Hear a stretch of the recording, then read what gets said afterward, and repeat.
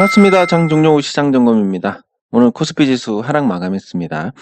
근데 삼성그룹 이건희 회장 사망으로 인해서 삼성그룹 주들이 대체로 상승을 했는데 그 상승하는 과정에서 하락을 했기 때문에 실질적으로 체감하는 하락폭은 굉장히 컸던 것 같습니다. 삼성그룹 주들은 올랐으니까.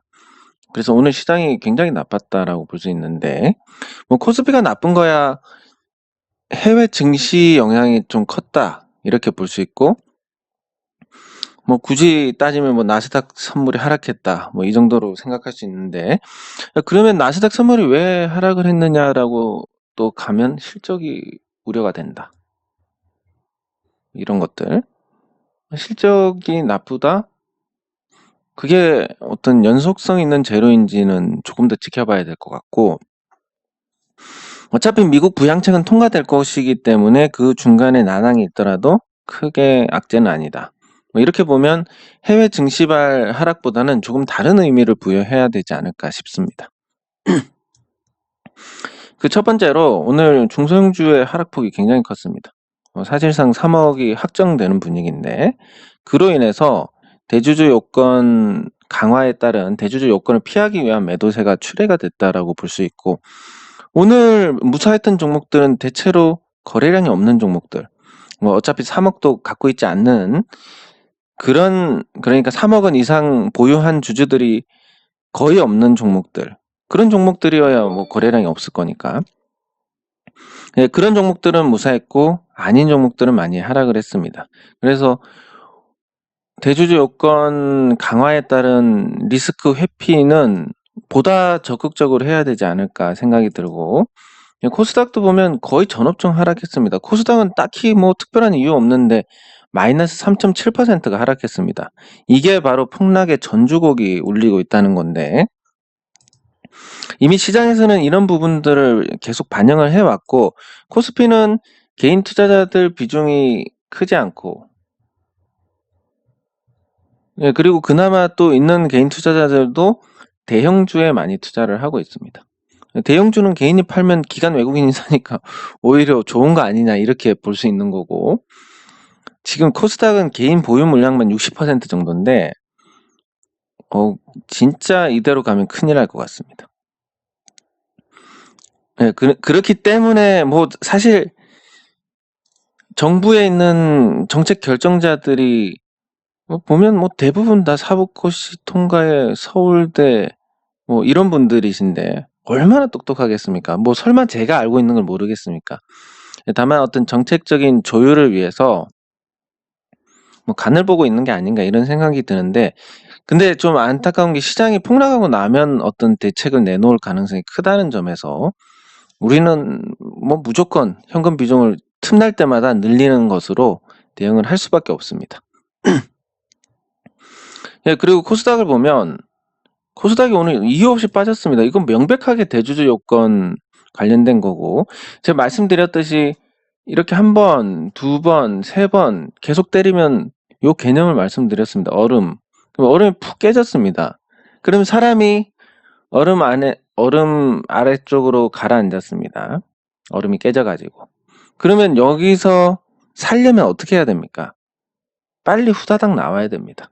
그래서 코스닥이 여기서 나오는데 사람이 개념을 너무 아주 잘 전달을 하는 것 같은데 제가 생각해도 왜냐면 제가 아는 걸 전달을 잘 못합니다. 굉장히 못하는 편인데 요건 좀 이해가 잘 되실 것 같다라는 생각이 드니까 저도 모르게 흡족해서 웃음이 나오는데 보통은 3거래일입니다. 네, 사람이 물에 빠져서 한 3분 정도 지나면 익사를 합니다. 그러니까 3분 안에 나와야 된다. 이런 개념으로 이해를 하시면 됩니다. 드디어 지지선이 깨졌네. 여기서 계속 깨지고 3거래일 안에 회복 못하면 이미 추세가 확정된 거다. 사실상 뭐 지금도 거의 확정인데 3거래일 안에 지지선을 회복하면 한 번 더 지켜볼 수는 있다. 이게 여기를 다시 확인할 때까지. 그래서 3거래일 이내에 코스닥이 반등을 해야만 그래야만 그나마 신락 같은 희망을 가질 수가 있습니다. 근데 지금 상황은 이미 추세가 하락으로 확정이 됐고 코스닥 종목들은 연말까지 요 각도대로. 그러면 대략 그려보겠습니다. 여기서 뭐 추가 하락했다, 기술적 반등했다가 하락했다가 반등했다가 하락. 그래서 연말에 최고. 뭐 이렇게 되면 굉장히 많이 내려가게 됩니다. 코스닥 지수가 이렇게 내려가는데, 그러면 무사한 종목과 아닌 종목들 아주 간단합니다. NHN 벅스를 보면 NHN 벅스가 지금 보시면 주가가 반등했습니다. 오늘 같은 날 반등했습니다. 코스닥이 3.7일 빠지는데, 왜? 이런 종목들은 3억 이상 보유한 주주들이 없을 것이기 때문에. 보시면 1482만 주입니다. 대충. 이 중에서 뭐 대주주 요건 회피하고 무관한, 그러니까 최대 주주가 45.36, 자사주가 15.56, 그리고 2대 주주 네오플라이가 9.05. 이 주식은 어쨌든 대주주 요건 회피하고 무관합니다. 그럼 남은 주식이 한 10% 정도 되는데, 아니 30% 정도 되는데, 30% 하면 뭐 대략 한 500만 주? 500만 주도 채 안 될 겁니다. 그러면 이 종목을 3억 이상 갖고 있으려면 현재가 기준으로 하더라도 3억 이상이면 한 6만 주를 갖고 있어야 됩니다. 대충. 근데 500만 주 중에 6만 주 갖고 있는 사람이 100명만 돼도 이 주식이 없습니다. 뭐 설사 있다 하더라도 6만 주까지는 아니지만 대량 보유자가 있다 하더라도 어디서 보유를 하고 있냐면 아마 이 가격대에 많이 보유를 하고 있을 겁니다. 13,000원, 14,000원, 17,000원. 이 가격대에 많이 갖고 있을 것이라서 그래서 뭐 이 종목은 대주주 요건 강화하고 거의 뭐 강화에 거의 영향이 없다. 이렇게 볼 수 있습니다. 이 비슷한 종목도 오늘 오른 종목들 보면 뭐 경남 스틸이라는 종목, 이런 종목들도 주식 수가 적고 이런 애들은 잘 올라갑니다. 또 그리고 뭐 세미콘 라이트 역시 뭐 비슷한 입장일 겁니다. 세미콘 라이트는 뭐 한 3,4천원 돼야 대주주 요건 회피 물량이 나오지 않을까 예상할 정도로 아마 없을 겁니다. 네, 그래서 대주주 요건 회피와 관련해서 내가 보유한 종목이 거래량이 적고 아니면 3억 이상 보유한 주주들이 많을 것인지에 대한 부분들을 따져봐야 될 것 같은데, 그 영향을 받았다고 하면 이런 종목들, 유비벨록스 같은 종목들, 이 종목이 뜬금없이 왜 나오냐, 그냥 아무거나 찍어봤습니다. 예, 그리고 물론 뭐 제가 여러 종목들 찾다가 이 종목 괜찮네 하는 건데, 투자 포인트를 잡으려면 또 좀 연구가 필요할 것 같습니다. 그리고 상보 뭐 이런 종목들, 이런 종목들은 뭐 이렇게 거래가 많이 중간중간 됐으니까 한 3억 이상 산 투자자도 있을 겁니다.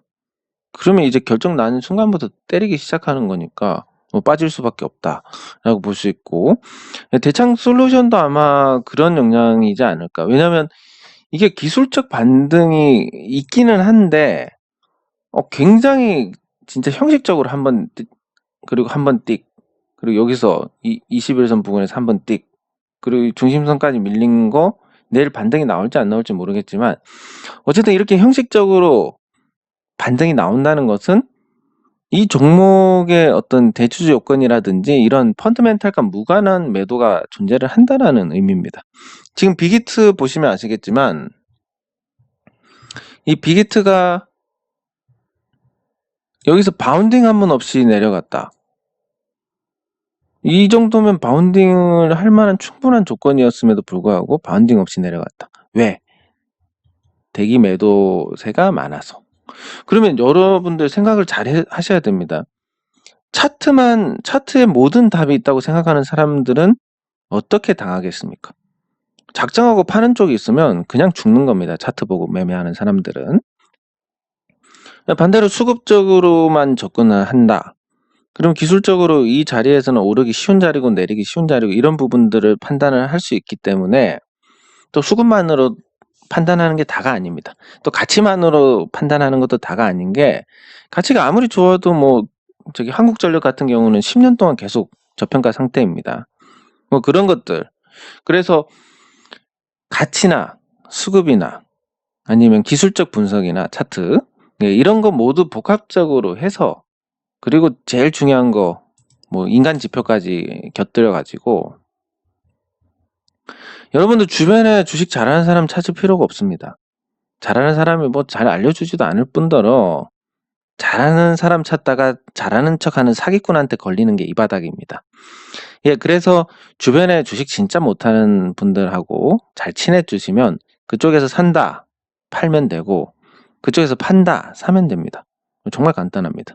제가 불과 얼마 전까지만 해도 제가 그 인간 지표 역할을 하다가, 최근에 각성을 해가지고 이제 그 인간 지표 역할을 벗어났는데, 그렇기 때문에 못하는 사람들은 많이 찾을 수 있고, 또 못하는 사람들이 어떻게 매매하는지 쉽게 알 수 있는 반면, 잘하는 사람들은 잘하는지 아닌지도 모르고 잘하는 척하는 사기꾼들만 있고, 실제 잘하는 사람들은 뭐 돈 쓰러 다니기 바쁘니까 이런 데서 만날 기회도 없고, 이 온라인상에서. 예, 그래서 여러분들은 이 세 가지, 기술적 분석, 기본적 분석, 그리고 수급 분석에 이어서 인간 지표까지 활용하시면 확률을 충분히 높일 수가 있습니다. 네. 그러면 여기서 좀 알차게 이제 보내려면, 제 매매를 기반으로 또 하나를 설명을 드리겠습니다.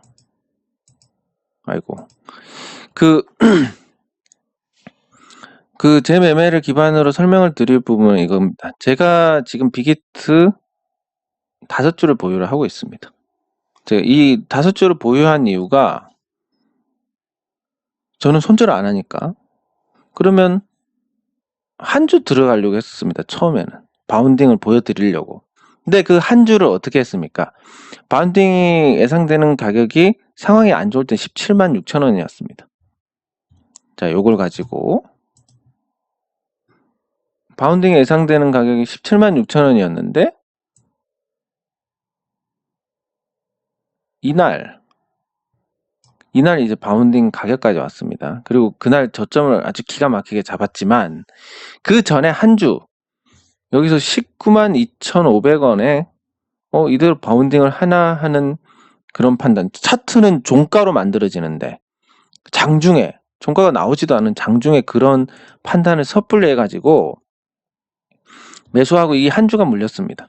한 주가 물리다 보니까 한 주로 대응할 게 4주를 추가하는 걸로 대응이 됐습니다. 그래서 총 5주가 되고, 반등이 나왔는데 사실 이게 없이 여기서만 반등했으면 여기서 팔 수도 있는 거고, 아니면 더 나아가서 더 좋은 가격대도 왔으니까 여기서 팔 수도 있는 거고 여기서 팔 수도 있는 거고, 얼마든지 선택의 여지가 있었습니다. 근데 처음에 한 주 마음대로 그냥 호가 보고 그냥 대충 오늘 종가를 예측을 할 수도 없음에도 불구하고, 오늘 종가까지 이 정도 되면 바운딩이 나올 것 같다라는 그런 예측으로 한 주 투자했습니다. 이게 17만 6천 원 기다리던 투자하고 비교하면 분명히 결과가 나쁘고, 실제로 대응을 제약을 하는 요인이 됐습니다. 왜냐하면 17만 6천 원에 사가지고 18만 5천 원이다. 나쁘지 않습니다. 단타로 접근했기 때문에. 근데 한 주를 19만 2,500원에 사다 보니까 물을 타서 제 평단가가 17만 6천 원이 아니라 17만 9,300원이 됐습니다. 물론 이제 금액으로만 따지면 17만 6천 원에 한 주 산 거하고 17만 9,300원에 5주가 돼서 이 가격을 본 거하고 수익으로 따지면 이게 훨씬 크지만, 이거 뭐 수익 보려고 한 게 아니니까. 그러다가 이제 바운딩도 제대로 일어나지 않고 추가 하락을 했습니다. 그럼 이제 꼼짝없이 저는 이거를 물타기 마이너스 30%가 될 때까지 기다렸다가 적당한 시점에서 물타기를 해야 됩니다. 손절은 없으니까 저는. 그러면 여기서 한 가지 교훈. 계획된 거, 준비한 거 말고 호가창 보고 판단해서 매매하면 어떻게 됩니까? 그 작은 진짜 사소한 실수도 아니고 그냥 사소한 그냥 접근인데, 그걸로 인해서 뒤에 대응들이 다 엉키고 틀어져 버리는 겁니다. 그거 하나. 대형이 다 엉키고 틀어져 버리는 거 하나고, 두 번째는 그렇게 하면서 잘못됐으면 인지를 하고 고치면 되는데, 그렇게 해서 혹시라도 잘 돼버리면 어떻게 됩니까? 습관이 뭐 소위 말해서 더럽게 들어버립니다. 그래서 여러분들 항상 준비를 하고 대응을 해야지, 호가 보면 심리가 휩쓸리기 때문에 거기서 어떻게 할 수 있는 방법이 없습니다. 그대로 하면, 호가 보이는 대로 하면 거의 필연적으로 잃게 됩니다. 그리고 또 하나, 그나마 여기서 긍정적으로 볼 수 있는 건, 제가 처음에 손절을 안 하기 때문에 한 주를 들어갔다는 겁니다. 제가 만약에 여기서 한 1억을 박았다. 그럼 지금 손실이 얼마겠습니까? 5주가 아니라 500주다. 그럼 지금 손실이, 아니, 500주 살 돈, 되는구나. 500주다. 그러면 지금 손실이 얼마겠습니까? 1186만 원이 되는 겁니다. 근데 이런 원칙, 손절 안 할 거기 때문에 적게 들어가고, 그래서 이렇게 손실 금액이 11만 8천 원에 그쳤다라는 거. 이건 긍정적으로 볼 수 있는 겁니다. 자, 이렇게 이제 제 매매를 통해서 하지 말아야 될 거. 그리고 손절을 안 한다라고 한다면, 많이 들어가서 그냥 미련하게 버티는 손절을 안 한다라는 게 아니라, 손절을 안 하기 때문에 애당초 자신 없는 종목에는 소액으로 들어가고, 단타로 들어가는 것도 역시 소액으로 들어가고, 이렇게 한다는 겁니다. 그리고 오늘 이건희 회장 사망에 따른 삼성그룹주들을 살펴보면, 삼성물산이 반응한 건 어느 정도 자연스러운 부분입니다. 주변에 어제도 삼성물산 오르는 거 아니냐, 사도 되냐, 이런 질문들이 많이 왔습니다. 근데 저는 뭐 1대1 상담을 안 하고, 혹시 하더라도 뭐 그게 상담이 아니라 그냥 답변인 거고, 또 제가 돈 받고 하는 게 아니기 때문에 설사 1대1 상담을 한다고 해도 문제가 될 건 없습니다. 하지만 하지 않습니다. 왜냐하면 이 사람의 마음이란 게 정말 그런 게, 삼성물산 사도 될 것 같은데, 오를 것 같은데, 이런 생각으로, 자, 여기서 저한테 질문을 합니다. 그거 어차피 떠서 시작할 건데 먹을 거 없을 것 같은데 안 돼, 사지 마. 이렇게 제가 답변을 주면, 어차피 안 살 것 같은데, 근데 아침에 사서 살려고 했을 때 샀으면 뭐 얼마 먹고 나오는 건데, 네가 사지 말라 해서 못 샀다, 이렇게 됩니다. 어쨌든 이 사람의 마음이란 게, 어차피 최종 결정은 본인이 함에도 불구하고 그 과정에서 항상 책임을 회피하려는 거, 이게 이제 이것도 본능입니다. 그래서 그 본능이, 책임 회피하려는 본능 때문에 그런 거 아예 묻지 말고 주체적으로 해야 된다라는 겁니다. 어쨌든 삼성물산은 거래량이 터졌고 운봉을 그렸는데, 보통 이렇게 되면 단기 고점이 됩니다. 여기서 추가 상승할 가능성은 크지 않고, 재료 측면에서 보더라도 이미 동기가 나와버렸습니다. 이건희 회장 사망이라는 재료가 이미 나와버렸기 때문에, 그 재료가 노출됐기 때문에 추가 상승을 할 수 있는 부분이, 같은 재료로는 한계가 있다라고 볼 수 있고, 삼성전자는 의외로 선방했는데, 결국은 어떻게 될지 모르지만 결국은 이 주식을 팔아야 된다라는 거. 이건희 회장이 보유한 4.1% 중에서 2%는 팔아야 된다는 거. 안 팔더라도 어떻게든 그 주식을 처리를 하는 과정에서, 삼성물산이 가져가든 하는 과정에서 주가가 떨어질 가능성이 크다. 일단 떨어졌으면 좋겠다라고 하는 게 오너 일가의 마음일 것이다. 그러면 오너의 마음이 투영되는 게 주가라고 볼 수 있으니까 좀 부정적인 영향을 받을 가능성이 크다라고 볼 수 있습니다. 그나마 긍정적인 걸 보면 삼성 SDS가 오늘 같이 상승을 했습니다. 그러니까 요건 합병 비율을 만들더라도 삼성물산, 삼성 SDS 주가를 높여놓고 진행을 할 가능성이 크다, 이렇게 볼 수 있고, 그리고 제일 중요한 거,